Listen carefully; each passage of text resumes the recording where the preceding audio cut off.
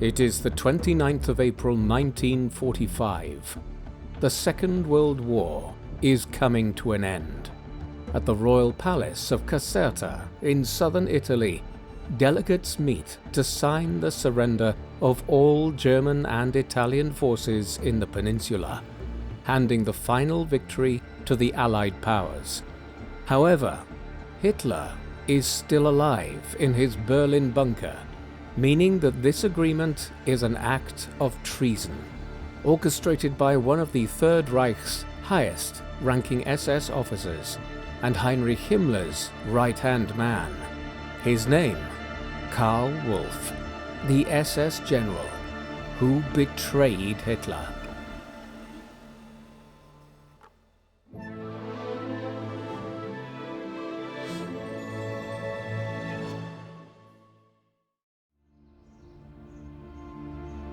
The man known to history as Karl Wolff was born on the 13th of May 1900 in the city of Darmstadt in the Hessen region of the German Empire.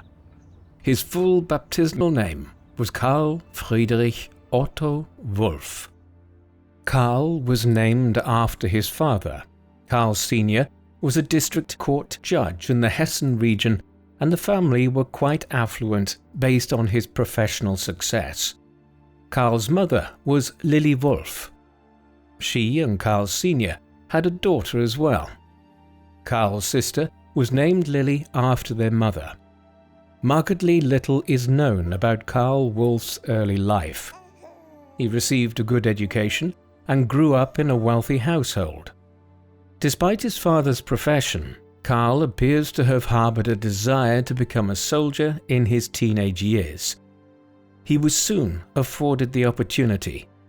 Tensions had been growing across Europe between the continent's great powers for decades. In the summer of 1914, they boiled over into the First World War, though the spark which lit the powder keg had come from the Balkans rather than colonial rivalry in Africa, as many had assumed it might. Karl had just turned 14 then, and was not eligible for service for several years. Instead, he enrolled immediately once he turned 17 in May 1917, right around the time the war was decisively turning against the Germans after the United States had entered it on the side of Britain and France. He spent the next 4 months undertaking basic training in his native Darmstadt, before being sent to the Western Front in September 1917 to fight with the Bodyguard Infantry Regiment 115 of the Grand Duke of Hesse. Wolff was clearly not lacking in bravery. He was awarded the Iron Cross First and Second Class before the war ended 14 months later. And, quite incredibly, given his youth, he was rapidly promoted to become a lieutenant. Nevertheless, the first foray into military life would be short-lived. In November 1918, as the German Empire collapsed at home and Kaiser Wilhelm II abdicated his throne, an armistice was agreed between Germany and the main Entente powers. The First World War was at an end, and young men like Karl Wolff began making their way home to a country that was collapsing into chaos, conflict and economic distress that would characterize German life for the next 5 years. Wolff arrived home to try and make something of himself in the new Germany that was beginning to emerge as a democracy rather than an imperial state. He had considerable family wealth and connections to draw on, though he could not afford to live idly. His father had died quite prematurely in his mid-40s in 1916, and Karl was now the head of the household. Any hopes he might have had of continuing his military career were scuppered by the terms of the Treaty of Versailles that Germany was forced to agree to in 1919. One of the provisions of which called for the army of the new German Republic to be capped at 100,000 men. This measure led to millions of German men being demobilized in 1919 and 1920. For a time, Wolff continued to serve in the Hessian Independent Corps, a group which the government tried to keep in pay as a band of irregulars outside of the 100,000 cap. But they were eventually forced to disband too. Despite this setback, Wolff was parachuted into a far more comfortable situation than most war veterans across the continent. Cousins organized for him to start working with the Bettmann Bank in Frankfurt in 1920. He rented a nice two-bedroom apartment in the city, which was less impacted on by the chaos of post-war German political conditions than were Berlin and Munich. While undertaking his 2 years of training at Bettmann, he also began courting Frieda von Romheld, a woman who, as the von nobiliary prefix in her name suggests, hailed from the German aristocracy. They became engaged in the summer of 1922 and married in August 1923. Karl had married into an even greater amount of wealth than he hailed from himself. What was more, he was going to inherit much of it one day. Frieda's father, Karl Alexander, was a considerable businessman, though one without a male heir, and much of his wealth and business would pass to his daughter in years to come. Given the nature of the times, this meant it would pass to Karl in effect. In the interim, Karl moved with his wife to Munich and took up a job there with Deutsche Bank. There were setbacks at the same time for the army veteran. The European hyperinflation crisis of 1923 had struck the German banking system to its core, and Deutsche Bank was forced to let go of a substantial proportion of its staff. Karl was amongst those made redundant in 1924. 3 days later, he had found a new job. Despite having no experience of marketing, the Walter von Dankelmann advertising company picked him from amongst 4 dozen candidates to come work for them. Wolff had offered to accept a smaller salary, and this may have been the deciding factor. He proved himself adept in the role though, and within 6 months he had been given charge of a regional branch. Perhaps Karl was too adept though. Within another few months he decided to go his own way, and on the 1st of July 1925 he established the Karl Wolff von Romheld advertising company, poaching some of his clients from von Dankelmann. It was a successful foray, all things considered. A few years later, Karl and Frieda were living in a nice house and doing well as the German economy finally boomed between 1924 and 1929, after the many years of chaos that had followed the war. They eventually had 2 daughters, Irene and Helge, born in 1930 and 1934, and 2 sons born in 1936 and 1938, one named Karl after his father and grandfather. The period from October 1929 onwards, when the Wall Street crash occurred on the New York Stock Exchange, was difficult for Karl Wolff, as it was for so many others in Germany and further afield. Until that time, his fortunes had been good for several years. He and Frieda were living in a 7-bedroomed house in the Bogenhausen area of Munich, a neighborhood where some of the city's most affluent people lived. The first daughter would soon arrive. News traveled more slowly in those days, and many people would have been blissfully unaware of what was happening in New York for weeks or even months.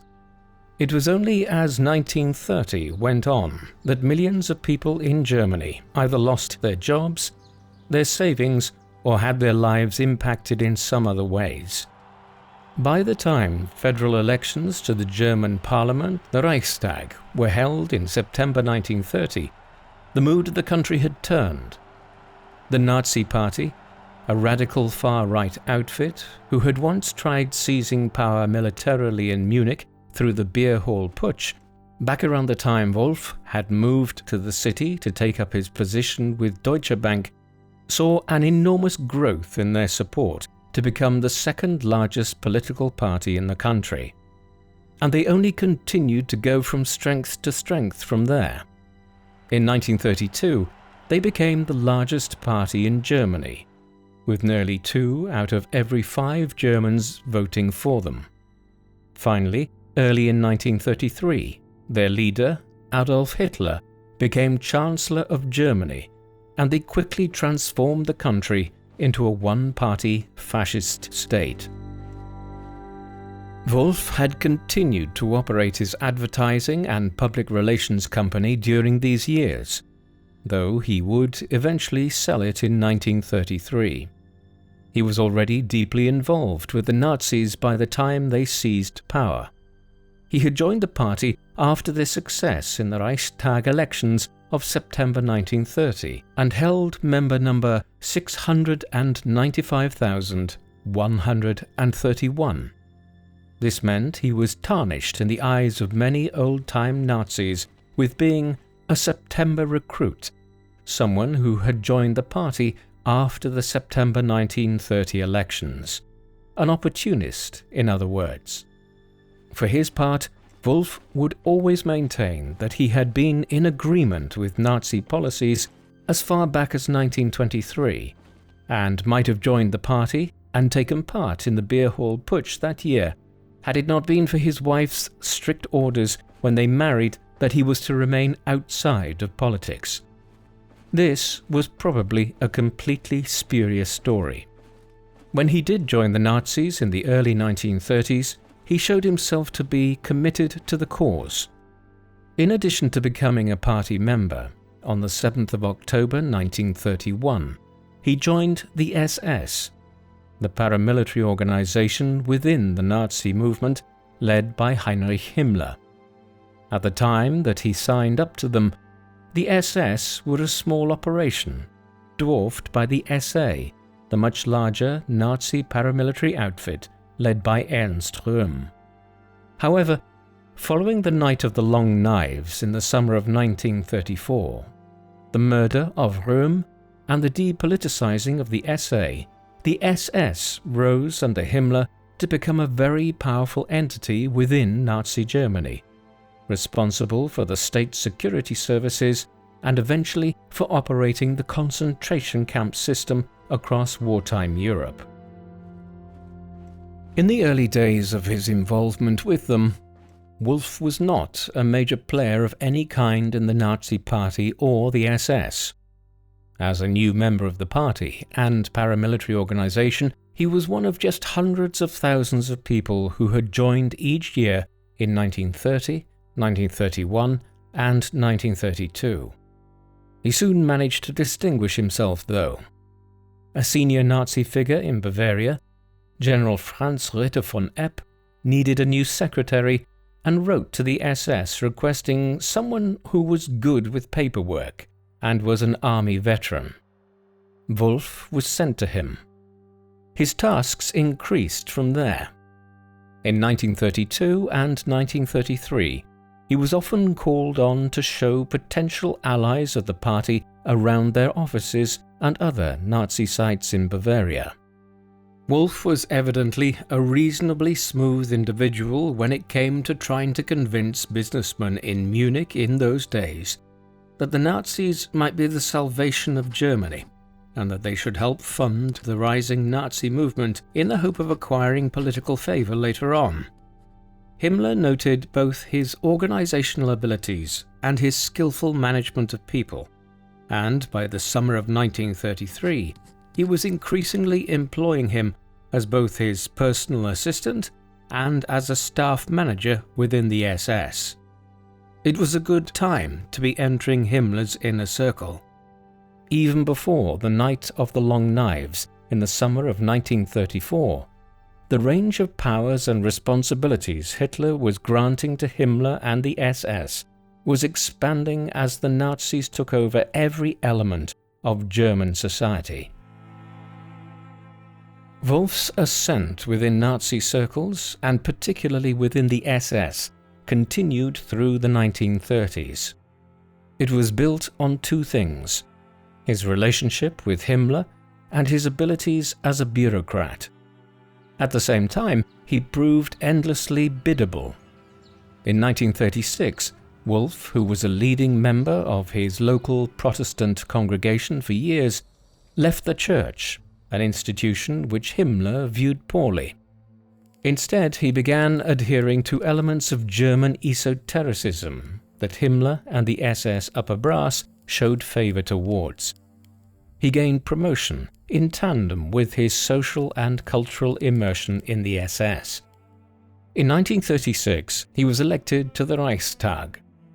The German parliament had continued to function after the Nazi seizure of power. It was completely powerless and had become nothing more than a ceremonial talking shop for rubber-stamping Nazi directives. Nevertheless, election to it was considered a mark of official favor within the Nazi regime and an indicator of ascent within the Nazi hierarchy. At the same time, he was appointed by Himmler as the chief of his personal staff. This now meant that all correspondence to Himmler went through Wolff's hands, and Himmler's diary was managed by him.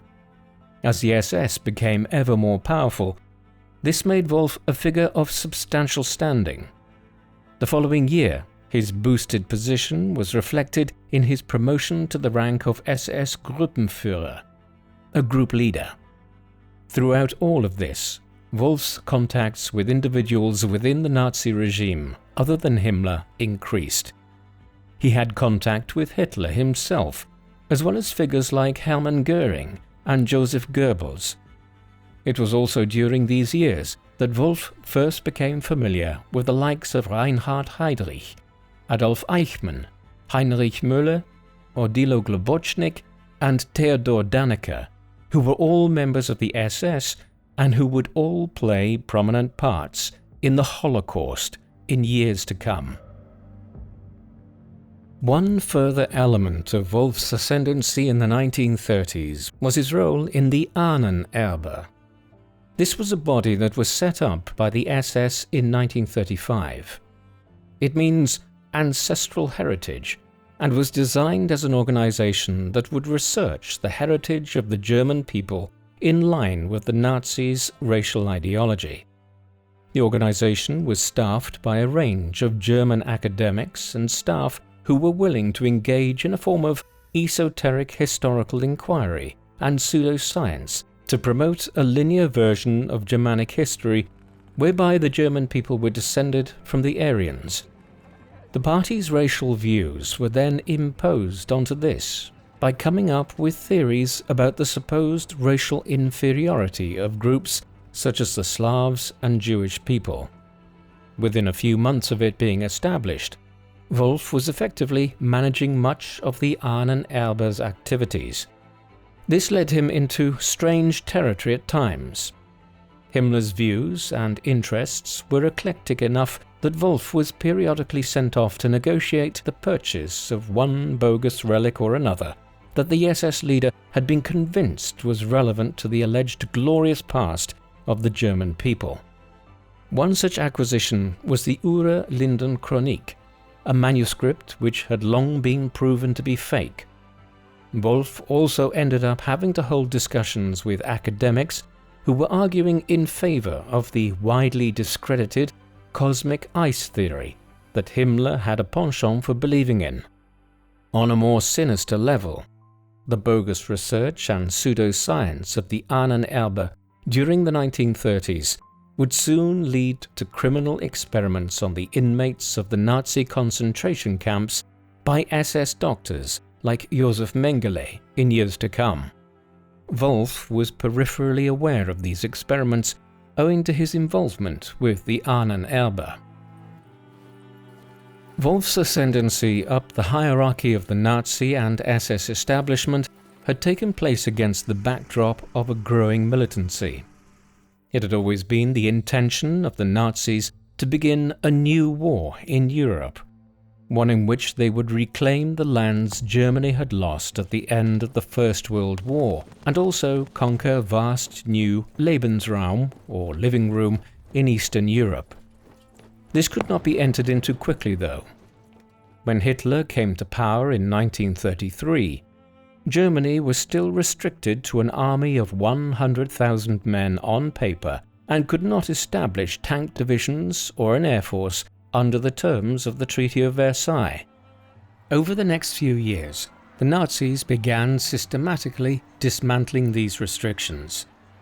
They announced their intention to recruit hundreds of thousands of soldiers in 1935 and 1936, set up the Luftwaffe as a new German air force, began building the first panzer tank divisions, and remilitarized the Rhineland.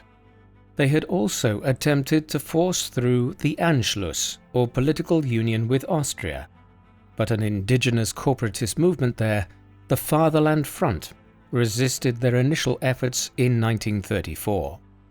This did not last, however, and in March 1938 the Anschluss was completed.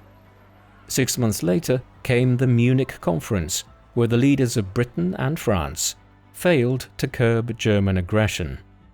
Following it, the Sudetenland in Czechoslovakia was ceded to Germany on the condition that there would be no further territorial demands. 6 months later, Hitler invaded and annexed what remained of Czechoslovakia. Then came Poland.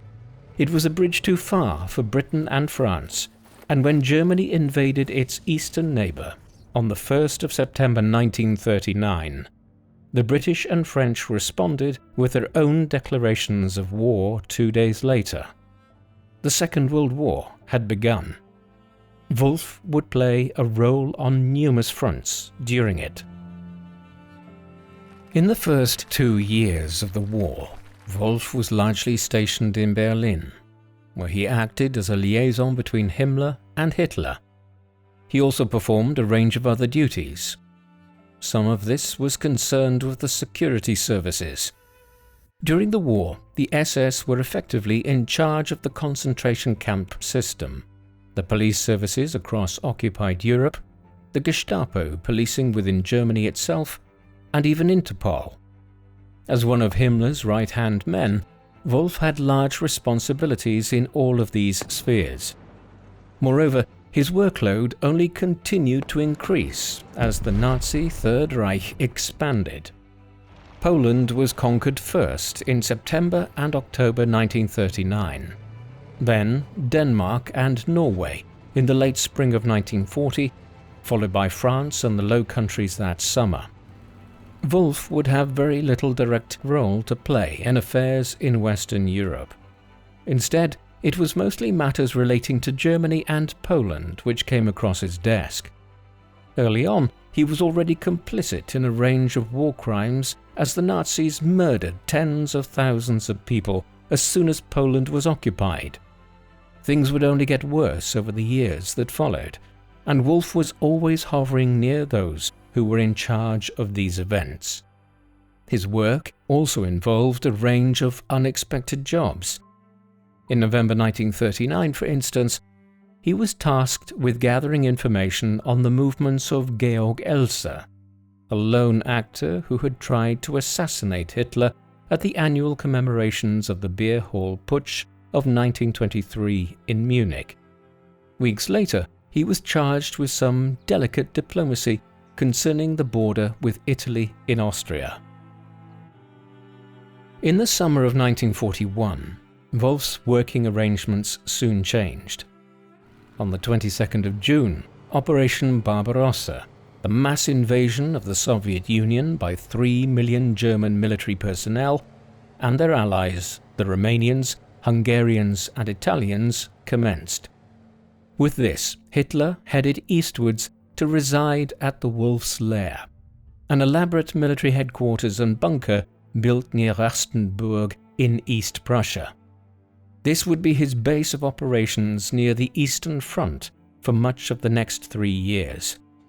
Like a royal court on progress, hundreds of senior Nazi officials were uprooted from Berlin to the Wolff's Lair to work there alongside Hitler. Wolff was amongst them. A boon of this was that he was in close proximity to Hitler and could look to obtain the Führer's patronage over time, perhaps reducing his reliance on Himmler in the process. The flip side was life at the Wolff's lair. People lived here in a military complex in the middle of a forest, designed specifically to make it unrecognizable from the sky and so not exposed to bombing raids. Security was very extensive, and Wolff passed through several checkpoints every single day to get into the inner sanctum near Hitler. His own quarters were in Security Level 3, about 200 meters away from Hitler's. Here he spent hours every day dealing with a mass of documentation. He did not have his own secretary and often only made brief notes responding to matters. His main work was to relay messages from Himmler, who was traveling widely around Europe, to Hitler and vice versa.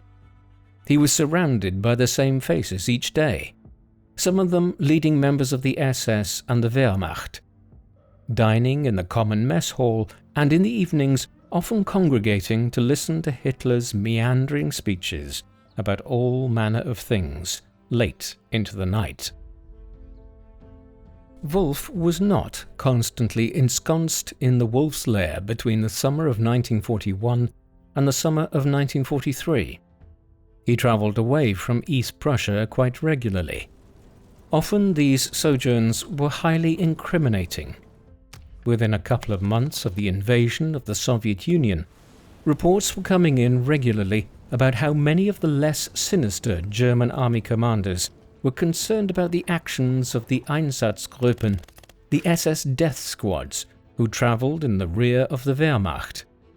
Himmler undertook a tour of the newly conquered territories in Belarus and Ukraine in the autumn, and Wolff accompanied him for part of this. In mid-August, he witnessed the indiscriminate murder of both Jewish people and supposed communist partisans around the city of Minsk. These were largely carried out on the commands of Arthur Neber, an SS commander whose Einsatzgruppen units killed about 45,000 people on the Eastern Front between July and November 1941. Wolff's experiences here surely gave the lie to his repeated claims in later years that he was somehow unaware of what was occurring on the Eastern Front.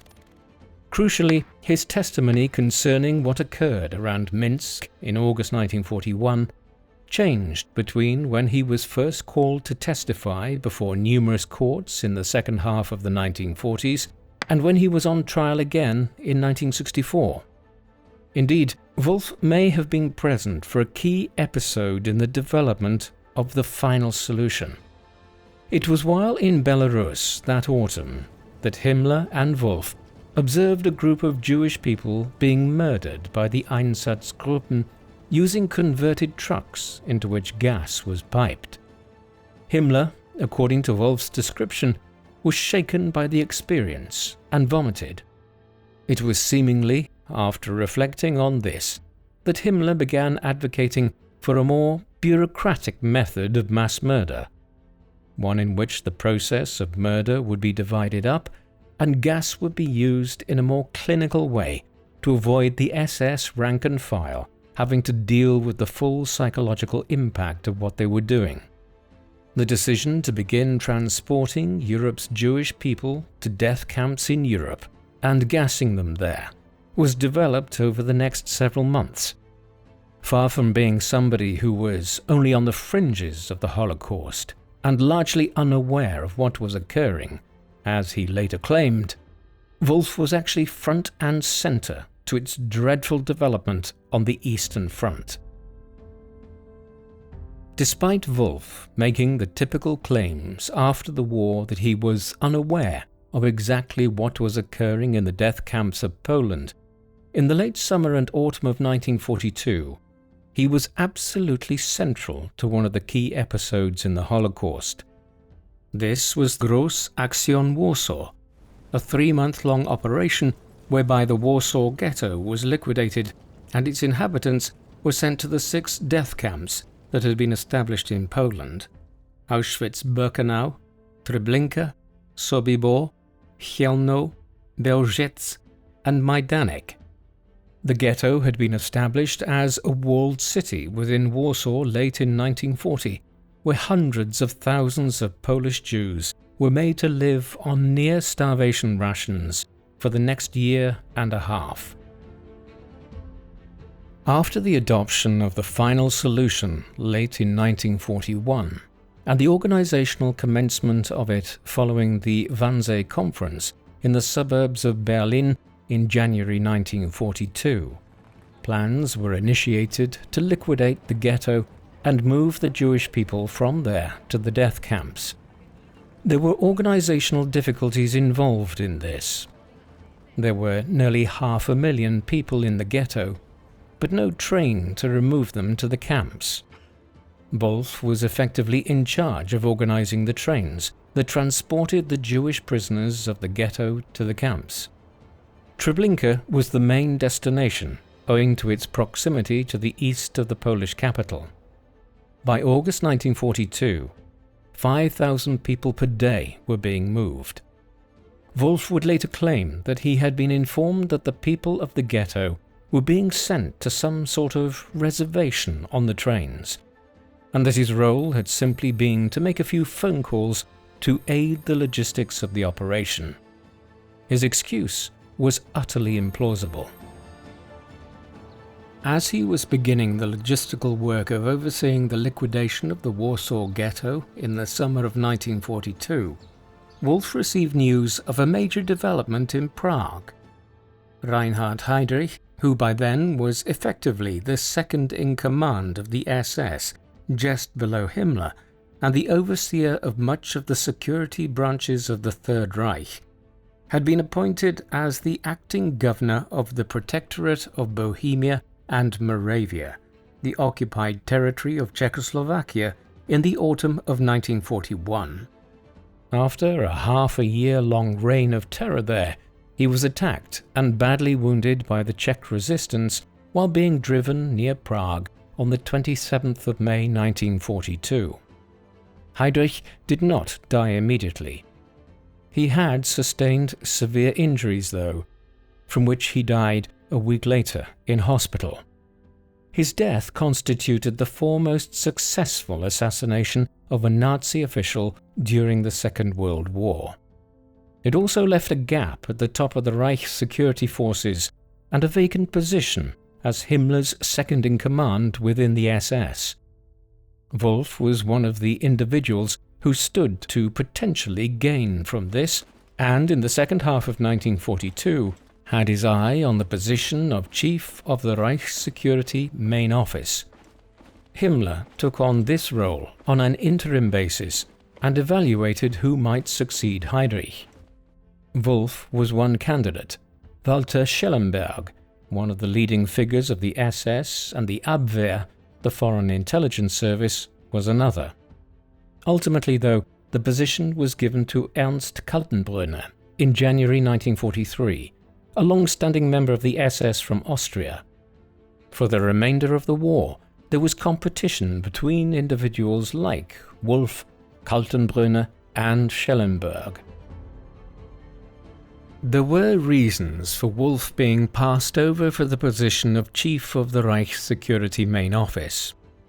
Back in the summer of 1934, while he was working in Berlin, Countess Ingeborg Maria von Bernstorff had approached Wolff in the SS offices looking for support for a charitable initiative she was engaged in.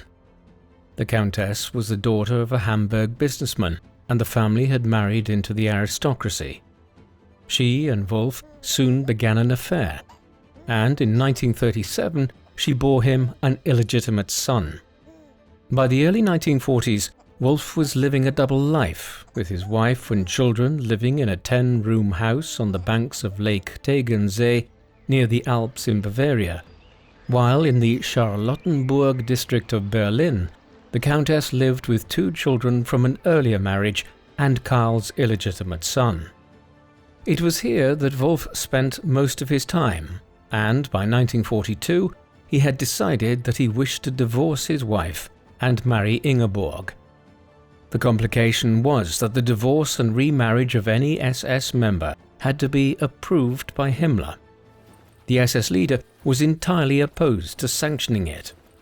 There had been controversies involving senior SS men and their wives in recent times, and Himmler did not want to add to it. Thus, at the time that Kaltenbrunner was appointed over Wolff in January 1943, Wolff and Himmler's relationship had become frosty. Countess Ingeborg had even visited Himmler's office and berated him at one point. Eventually, in March 1943, Wolff proceeded with the divorce and married his long-standing mistress without acquiring Himmler's permission. Wolff was only out in the cold for a few months with Himmler. Eventually, in the autumn of 1943, he would get a major promotion which partially compensated for his disappointment at being passed over in favor of Kaltenbrunner the previous January. This promotion, when it came, was associated with Operation Achse. This was a major military operation that the Nazi regime undertook in Italy and the Balkans in the first half of September 1943. The North Africa front in the war had been closed by the Western Allies in May 1943, after they defeated the Italians and the German Afrika Korps in Tunisia. 2 months later, Operation Husky had been launched, an invasion of Sicily from North Africa. A 6-week-long campaign had ensued. In the midst of it, on the 25th of July, Benito Mussolini was overthrown as the dictator of Italy by the Grand Council of Fascism there. The Nazis were preparing from that point onwards for the possibility that the Italians would surrender to the Allies as soon as they initiated an invasion of the mainland of southern Italy.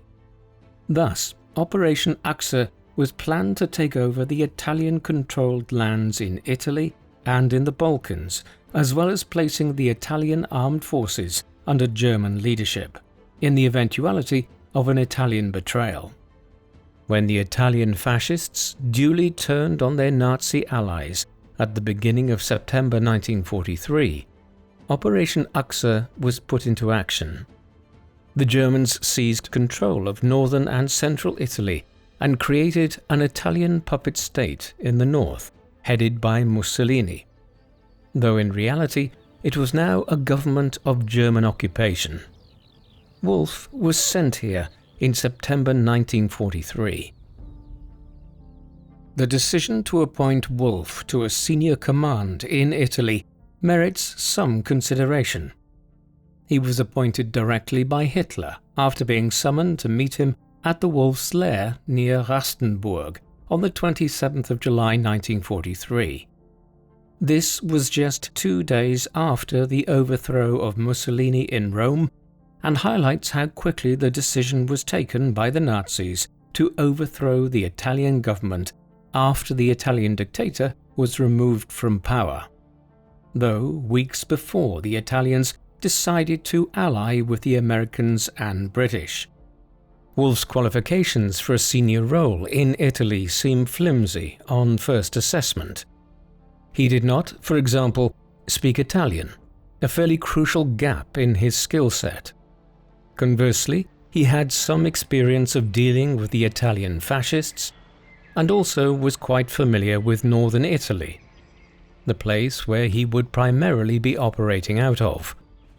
Back in March 1936, when German-Italian relations were still quite neutral, and no Axis alliance had yet been formed, Wolff had accompanied Himmler and several other senior SS members on a visit to Rome, in which the SS and Gestapo had exchanged technical ideas about policing with their Italian fascist counterparts. Later, Wolff also played a part in the negotiations concerning the South Tyrol, the disputed piece of territory near the Italian-Austrian Alpine border. Hitler had made concessions to Mussolini over the South Tyrol in return for Italy acquiescing to the Anschluss, the German annexation of Austria in March 1938. Difficulties remained, and in 1939, the South Tyrol Option Agreement was drawn up to allow for population exchanges so that German nationalists could migrate freely out of the Italian parts of the South Tyrol into the Nazi Reich. Wolff had taken part in these negotiations, and it seems to have formed the primary reason for deciding to now send him to Italy at the time of Operation Achse. Wolff's position in the Italian Social Republic, as it became known in September 1943, was as the supreme SS and police leader in Italy. He had many duties. Although Mussolini had been plucked from captivity on a mountaintop in central Italy and brought northwards to lend a veneer of legitimacy to the new government, the reality was that northern and central Italy were now under German occupation. Resistance grew amongst the Italian population as a result, and the Italian communist movement that had been dormant for 2 decades of Mussolini's dictatorship re-emerged. Wolff was in charge of trying to crack down on these incendiary elements. He also was, in many ways, Mussolini's jailer. The Italian dictator was not kept in prison. Nevertheless, he was a prisoner of sorts. His movements were closely monitored in northern Italy, as were those who he was in contact with. His correspondence and communications were screened, all out of fear that he might establish contact with the Allies himself and try to negotiate Italian surrender in the north. Over time, Wolff's responsibilities became greater still. Following the fall of Rome and the concentration of German forces in the plain of Lombardy, he was made a plenipotentiary general of the German Wehrmacht in July 1944, and in that capacity was effectively the Nazi military governor of Italy in the last year of the war. In this capacity, another duty was to try and maintain Italy's contribution to the German war economy. After the war, Wolff related an intriguing story about his time in Italy, though historians debate the veracity of it. Immediately after Operation Achse, he claims that Hitler issued a secret directive to occupy the Vatican City and place Pope Pius XII under detention, bringing him north to Milan. Pius was a controversial figure himself. He became Pope in the spring of 1939, shortly before the Second World War began. He has variously been accused of being complicit in the crimes of the Nazi and Italian fascist regimes, and, conversely, of trying to clandestinely provide aid to those who were being persecuted by the regimes. Hitler's alleged decision to occupy the Vatican and have him placed under detention was, according to Wolff in the 1970s, decided on as a way of punishing the Roman Catholic population of Italy for the Grand Council of Fascism's decision to abandon the German alliance and join the Western Allies. Had such a mission been launched, Wolff, as the new head of Nazi security services in Italy, would have been central to it. However, it is debatable if such a scheme was ever considered. Wolff's testimony is not reliable, and there is conversely evidence that the British were engaged in a counterintelligence mission in 1943 designed to create the impression that the Nazis were plotting in this way, in order to sow divisions between the papacy and the German government. Then again, General Major Erwin von Lahusen, who had been involved in the German resistance movement, testified at Nuremberg in 1946 that such a plan had been considered. We may never know for sure. While Wolff's possible role in any plan to take over the Vatican and kidnap the Pope is speculative, we can be certain about his role in the persecution of Italy's Jewish people after he arrived there in the autumn of 1943. Wolff was the central figure of the Holocaust in Italy. At the start of the Second World War in 1939, there were around 50,000 Jewish people living in Italy. Mussolini, for all of his many crimes, was not really an anti-Semite. Indeed, one of his mistresses of many years, Margherita Sarfatti, was Jewish. This was echoed in Italian fascism's policies towards the country's Jews.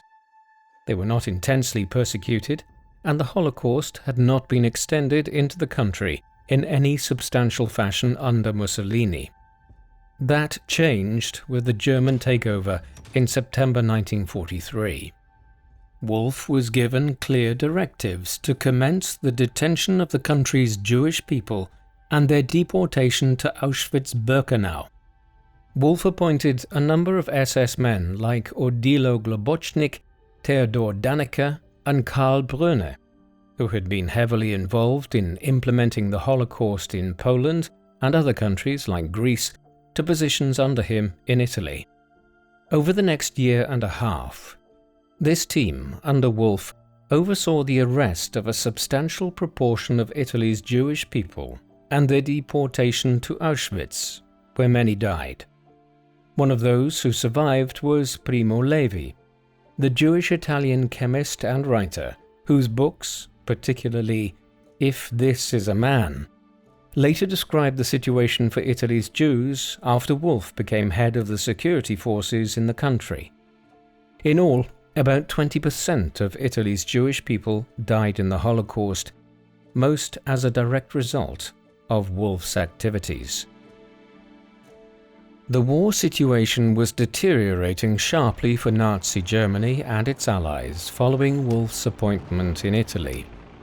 Kiev on the Eastern Front was liberated by the Soviets early in the winter of 1943, as the Germans were driven out of Russia and then through Ukraine.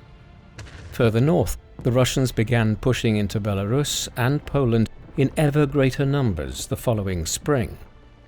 The campaign was comparatively slower and less bloody in Italy. There were 6 months spent by the Western Allies fighting for control of central Italy before Rome was finally liberated on the 4th of June 1944.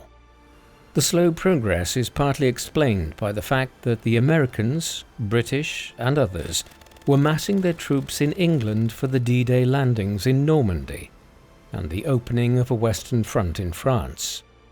Italy was never a strategic priority, there being an awareness that the Alps would pose a barrier to any further northwards advance once the Allies reached the plain of Lombardy, no matter how much resources were committed there.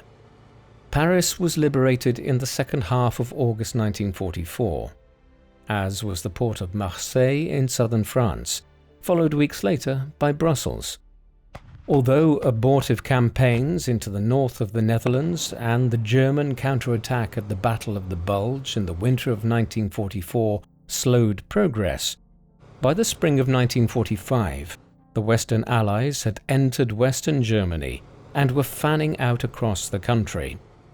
The Soviets were in Eastern Germany and beginning a huge encirclement of Berlin before the battle for the capital of the Reich. Meanwhile, the Allied northward advance in Italy accelerated as reinforcements dried up. It was in this context that Wolff entered surrender negotiations with the Western Allies. Wolff was central to what is known as Operation Sunrise. This was orchestrated on the side of the Western Allies by Allen Dulles. Dulles was an American official who had worked as a foreign intelligencer in Europe back in the aftermath of the First World War, before returning home to a varied career as a lawyer, businessman, and politician. He would later become the head of the CIA in the 1950s. In 1941, shortly before the United States was drawn into the Second World War following the Japanese attack on Pearl Harbor, he had been recruited to join the Office of Strategic Services. This had been set up to coordinate U.S. intelligence gathering in the wartime context. Dulles was sent to Europe, where he was stationed in neutral Switzerland.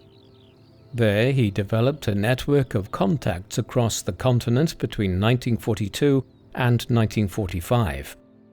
As the German war effort had soured immensely in 1942 and 1943, after the invasion of the Soviet Union went badly wrong, he found he was able to establish greater ties to Nazi officials around the continent, many of whom were looking to establish alliances that could help them escape punishment for the crimes of the Nazi regime once Germany had been defeated.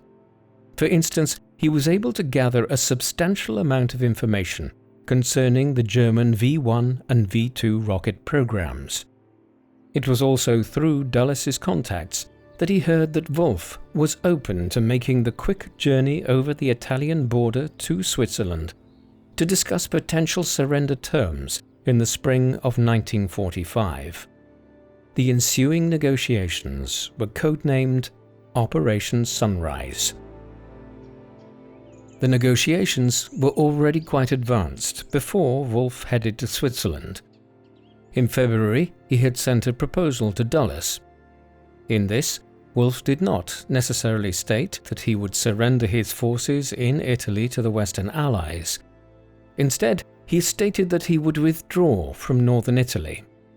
Through this proposed move, the Western Allies would effectively allow Wolff, with Army Group C, which he was de facto in control of in northern Italy, to retreat through the Brenner Pass over the Alps into the Tyrol in Austria.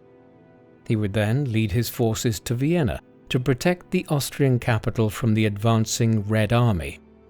Wolff also hoped these negotiations might help to sunder the alliance between the Western Allies, led by the US and Britain, and the Soviet Union.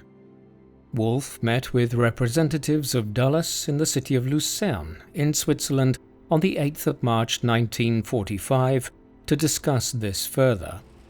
He was disappointed to learn that the Americans were not interested in his plan to retreat into Austria and abandon Italy to the Western Allies. Dulles had been told by then by his superiors in Washington that Wolff would need to surrender unconditionally in Italy if he wanted any form of clemency. Moreover, the Soviets had received intelligence of what was occurring and were demanding to be allowed to take part in the negotiations concerning any surrender in Italy. The negotiations continued for another few weeks sporadically. However, Wolff had lost interest once he realized that he would not be allowed to retreat with his forces into Austria, while Dulles had effectively gone rogue, thinking he could pull off a great coup in getting the Nazi commander in Italy to surrender, all while having very little authorization to continue in the vein that he was. Operation Sunrise ultimately came to nothing. Winston Churchill once referred to it as Operation Crossword, stating that he found it puzzling, as in a crossword puzzle, as to what Dulles was actually trying to achieve with it. That being said, the negotiations did point towards the manner in which the resolve of Wolff and others was failing on the Italian front, as the futility of the war became apparent to all. One wonders why Wolff was not replaced by Hitler during 2 months of negotiations with the Allies. Normally, the Nazi intelligence services were adept to discovering whenever a senior commander was negotiating in such a way. In Wolff's case, though, he was still in charge in Italy by late April, as the Soviets were closing in on central Berlin in Germany. With the days of the Reich numbered, the Italian partisans were also growing in confidence, and every hour seemed to bring news of a fresh town or village that had fallen out of Nazi control. Mussolini was captured with his small entourage by communist partisans near Lake Como on the 27th of April. He was executed the following day and strung up in Milan.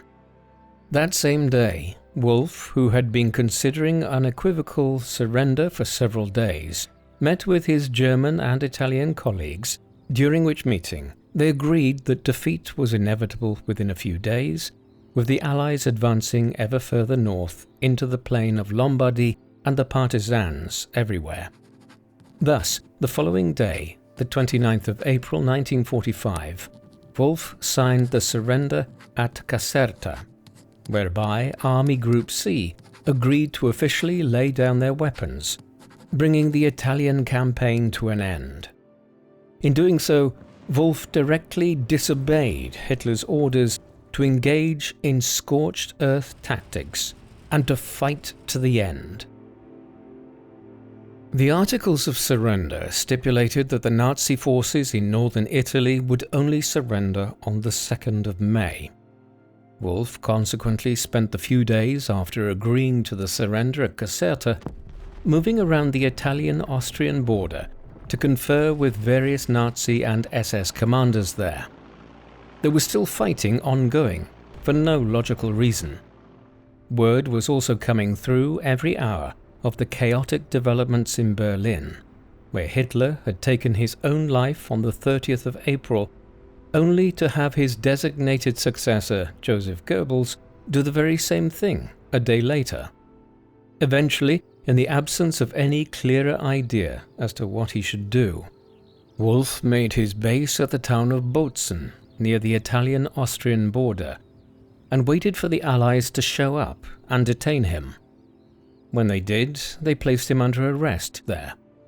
Yet, Karl Wolff was not going to be treated in the same manner in which a great many other senior Nazi and SS officials were.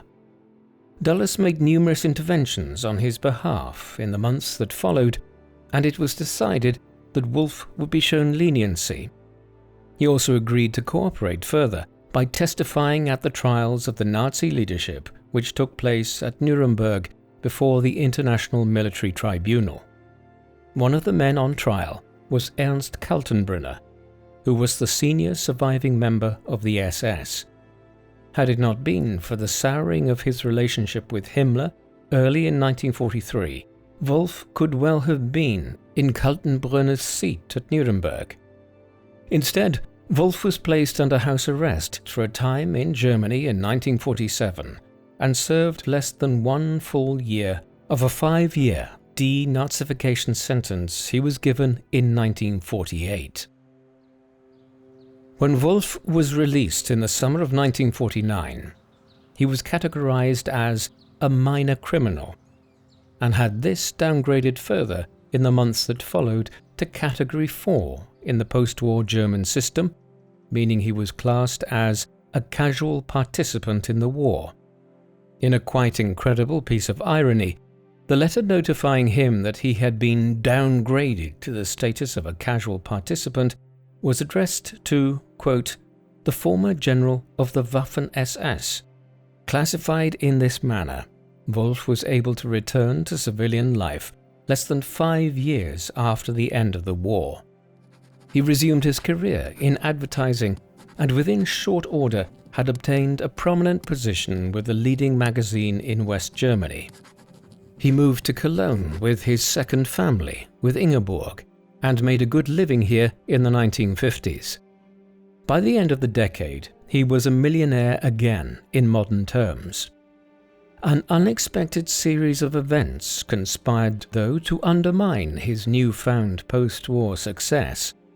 In 1960, Adolf Eichmann, an individual within the SS leadership who, like Wolff himself, had been in charge of making the trains run to transport the Jewish people of Eastern Europe to the death camps, was apprehended by the Israeli intelligence services Mossad in Argentina, where he had managed to flee to and live under an alias after the war. Eichmann was brought to Israel and placed on trial there. He was ultimately found guilty and executed for his war crimes. In the course of his trial, questions were once again raised about Wolff's wartime activities. After all, if Eichmann was on trial in Israel for organizing the logistics of the Holocaust, why was Karl Wolff walking around Cologne as a free and successful advertising executive when he had committed the exact same crimes during the war? The scrutiny which Eichmann's trial brought upon Wolff was compounded by the fact that a book entitled Eichmann and His Accomplices, written by Robert Kempner, appeared at the very end of 1960. It also implicated Wolff, and prosecutors in West Germany were soon gathering evidence and drawing up fresh charges against him. 2 separate arrest warrants were eventually issued. The first accused him of complicity in organizing the mass transport of Jewish people to the death camps in Poland during the war. The second, issued on the 31st of July 1962, noted his presence at atrocities committed at Minsk in 1941. Matters moved slowly, and it was only in July 1964 that the case finally came to trial. This was, in part, because Wolff had convinced prosecutors that he was suffering from depression and also had a speech impairment that would prevent him from speaking in his own defense. When the trial did open, Wolff presented himself as an individual who joined the SS based on his fear of communism and the rise of the far left in Germany in the early 1930s. It was an intelligent strategy.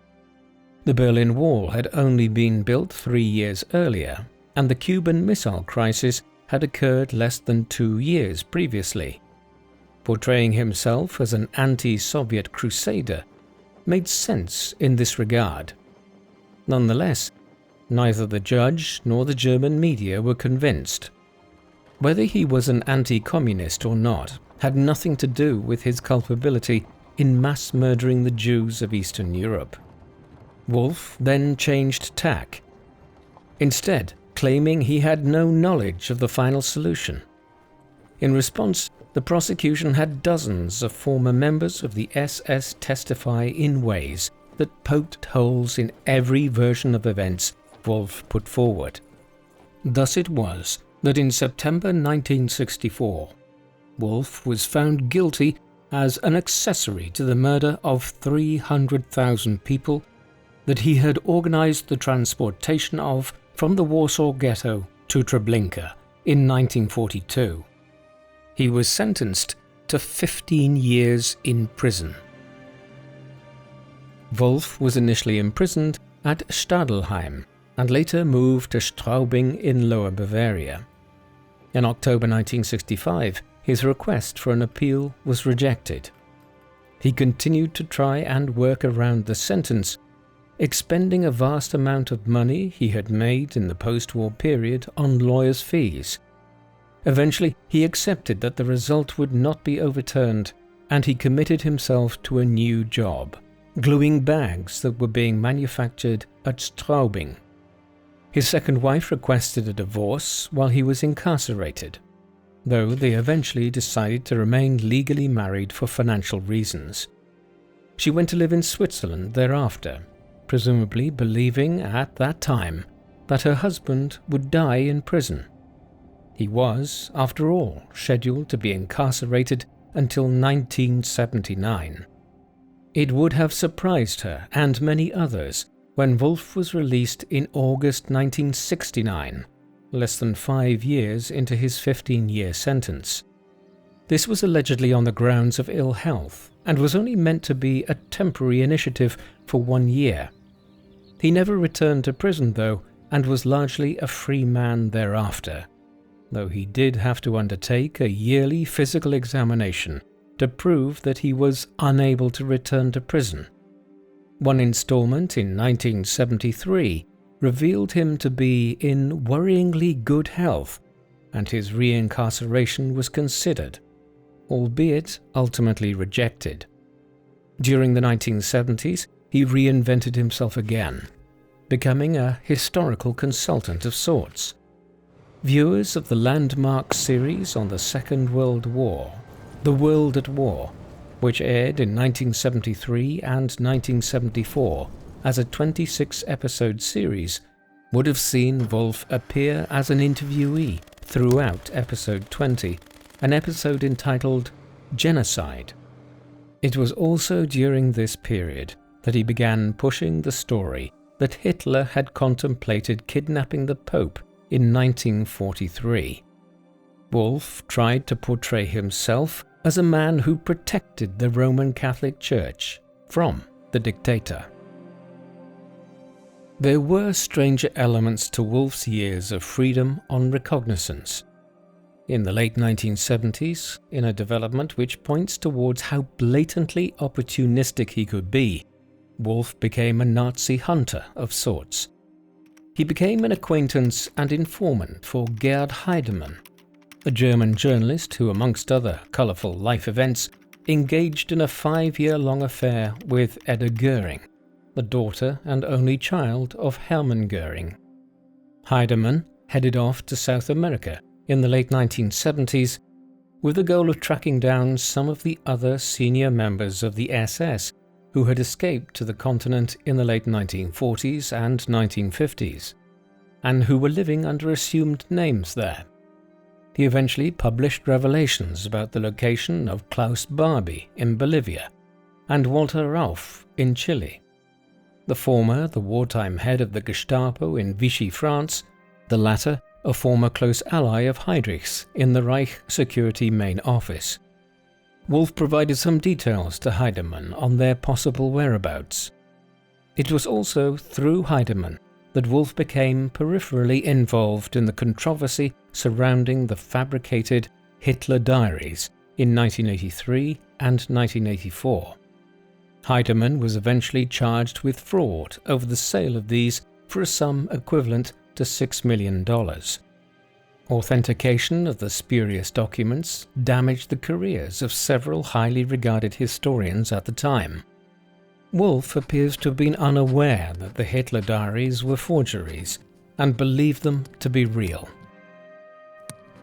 By the time he acted as a consultant for Heidemann and an unwitting stooge on the Hitler diaries, Wolff was in very poor health. He was into his mid-80s by then. He was also a Muslim. Late in his life, in what was a very unusual occurrence by the standards of West Germany in the 1970s and 1980s, he had converted to Islam, as had one of his daughters from his second marriage, Helga, who by then was going by the name of Fatima Grimm.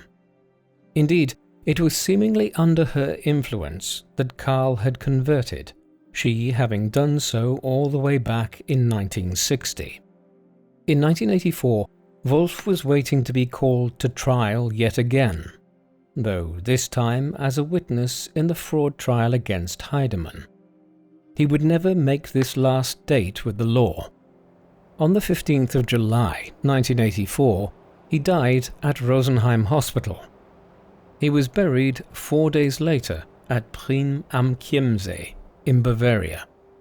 Having increasingly courted notoriety in his later years, he would have probably been glad to learn that his death was reported on by all the major media outlets in West and East Germany and further afield in the New York Times. Karl Wolff had one of the strangest careers of the more senior Nazis and members of the SS.